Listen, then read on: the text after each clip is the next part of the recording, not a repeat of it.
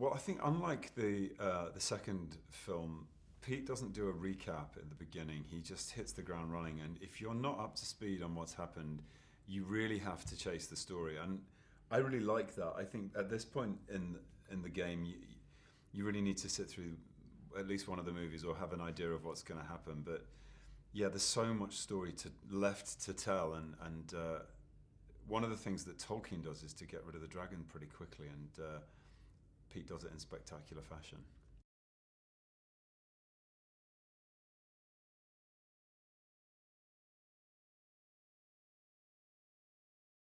Yeah, it's a tricky one because, we've spent three movies and effectively 3 years as fans getting to know all of the characters, caring about the characters, and there's a lot of characters to care about. So in that final battle, every character has to have their moment, and we have to see them at the final stage of their own story. And finding the mid movie climax of this film, when such a huge portion of it is the Battle of the Five Armies, is a tricky one. But I think it's something to do with Thorin's descent into the mountain and when at the point at which he refuses to come out.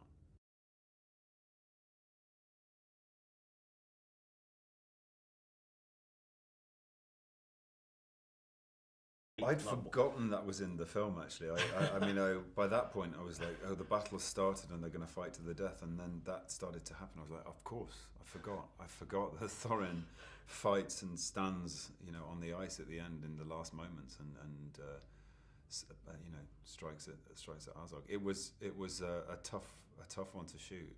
It was the end of all of the filming. I was physically and mentally exhausted just from the process of filming, and I had to bring Thorin up to his highest physical point that we'd ever been to at the point when I was probably at my lowest, but that's the challenge.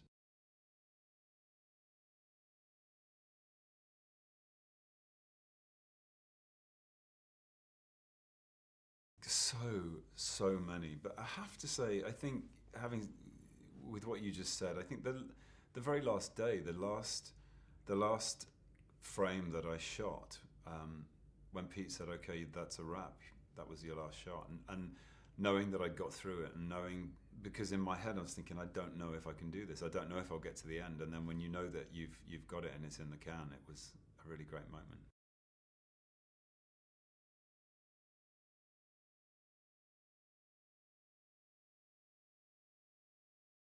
Stuff that you shot it on the was it movie. was I think it was strategically engineered so that that would be my last shot, and it's the moment where Thorin has to make a crucial decision about the outcome of that fight.